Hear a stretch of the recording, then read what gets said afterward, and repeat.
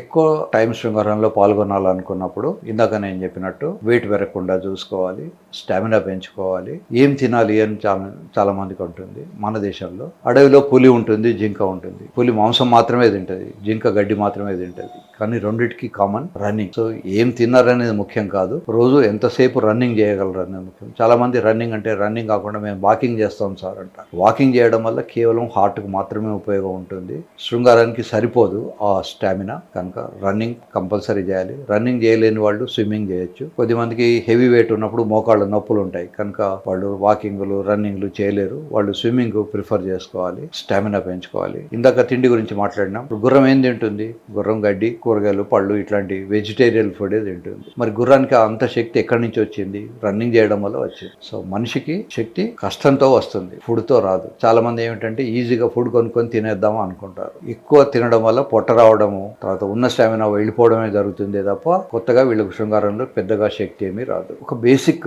Food items లో ఒక basic understanding ఉండాలి. దీంట్లో ప్రోటీన్స్, కార్బోహైడ్రేట్స్, ఫ్యాట్స్ అని 3 రకాలు ఉంటాయి. ఈ ప్రోటీన్స్ కానీ కార్బోహైడ్రేట్స్ కానీ ఫ్యాట్స్ కానీ ఎక్కువ తీసుకుంటే ఇవన్నీ కూడా మళ్ళీ ఫ్యాట్ గా కన్వర్ట్ అయిపోతుంటాయి. కనుక మనిషి శరీరానికి ప్రతి కిలో బరువుకు 1 గ్రామ్ ప్రోటీన్ అవసరం. ఈ ప్రోటీన్లు నాన్ వెజిటేరియన్స్కి అయితే మాంసంలోను, కోడిగుడ్డులోను, చేపలలోనూ ఉంటుంది. వెజిటేరియన్స్కి అయితే స్ప్రౌట్స్, పప్పులలో, వాటిలలో ఉంటుంది. సోయాబీన్ అనే ఒక పర్టికులర్ బీన్లో చాలా ఎక్కువ ప్రోటీన్ ఉంటుంది.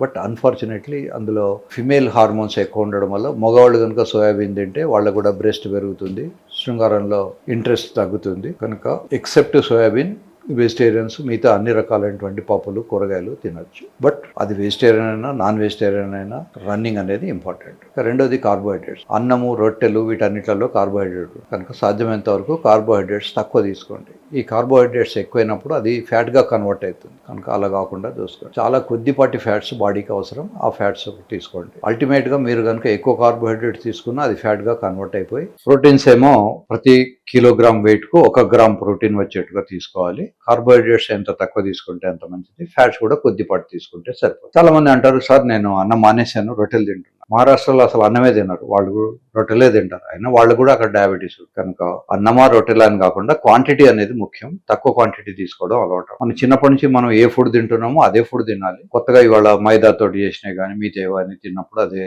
అరగదు. కనుక మీరు రొట్టెలు తిన్నారా, అన్నం తిన్నారా, బ్రెడ్ తిన్నారా అని కాదు, సాధ్యమైనంత వరకు ఈ గోధుమల తోటి వచ్చేటి కొంచెం ఆకలి ఎక్కువ ఆపుతాయి కనుక కొద్దిపాటి అన్నము, కొద్దిపాటి రొట్టెలు, అలా మిక్స్డ్ ఫుడ్ తీసుకోవడం అన్నిటికీ మంచిది. కాకపోతే ఈ ఫుడ్ తీసుకున్నది క్వాంటిటీ ఇందాక చెప్పాను. మా గురుగారు బ్రహ్మాజీరావు గారని, ఆయన కార్డియాలజిస్ట్. ఆయన ఒకసారి క్లాస్ తీసుకుంటూ, ఆయన డిఫెన్స్ లో పనిచేసి వచ్చారు.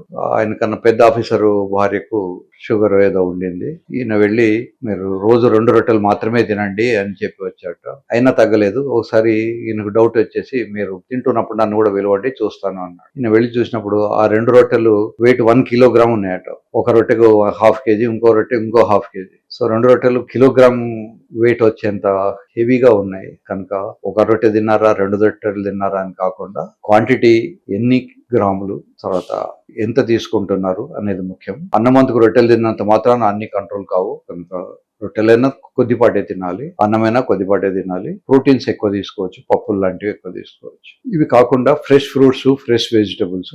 మనకు ఎండాకాలంలో చక్కటి మామిడి పళ్ళు వస్తాయి, చలికాలంలో జామకాయలు వస్తాయి. ఇలా ఏ సీజన్ లో వచ్చే ఫ్రూట్స్, ఏ ప్రాంతంలో వండే ఫ్రూట్స్ అవే తినాలి. ఫర్ ఎగ్జాంపుల్ మనకు కాశ్మీర్ యాపిల్స్ చూడడానికి ఎర్రగా భలే ఉంటాయి. ఓహో ఇది తింటే మనకు శరీరంలో ఏదో రక్తం వస్తుంది అనుకొని చాలా మంది యాపిల్స్ కష్టపడి కొనుక్కొని తింటారు. అక్కర్లేదు. ఎందుకంటే కాశ్మీర్ లో వండిన యాపిల్స్ మన ఇంటికి, మన టేబుల్ మీదకి, మన నోట్లోకి వచ్చేసరికి 1 వారం రోజులు అవుతుంది. అది ఎక్కడి నుంచో ట్రైన్ లో హైదరాబాద్కు రావాలి. హైదరాబాద్ నుంచి మళ్ళీ చిన్న చిన్న డిస్ట్రిబ్యూటర్స్, విలేజెస్, టౌన్స్ లోకి వెళ్తుంది. అక్కడ నుంచి మన ఇంట్లోకి వచ్చి ఫ్రిడ్జ్ లో కొద్ది రోజులు ఉంటుంది. తర్వాత మన టేబుల్ మీదకి వచ్చి మన నోట్లోకి వెళ్ళేసరికి 1 వారం రోజులు అవుతుంది. దాంట్లో ఉన్న కొద్దిపాటి న్యూట్రియంట్స్ కూడా వేస్ట్ అయిపోతాయి. ఎక్సెప్ట్ సోయాబీన్, మిగతా అన్ని కూడా మగవాళ్ళు వాడుకోవచ్చు.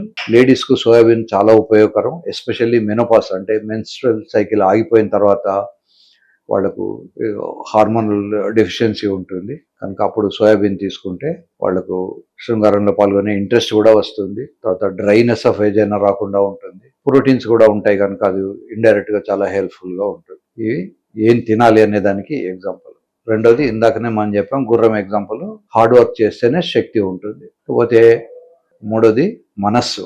ఎవరైతే విపరీతంగా యాంగ్షియస్గా టెన్షన్గా ఉంటారో వాళ్ళు త్వరగా నీరుగారిపోతారు. కనుక భగవద్గీతలో చెప్పినట్టు, కృష్ణ పరమాత్మ చెప్పినట్టు సుఖాలు దుఃఖాలు బాధలు అన్నిటిని కూడా సమంగా చూడడం చిన్నప్పటి నుంచి నేర్చుకోవాలి. దుఃఖేషు అనుద్విగ్న మన మానసికంగా బాగా దుఃఖం వచ్చినప్పుడు డిప్రెషన్కు లోన్ కాకూడదు.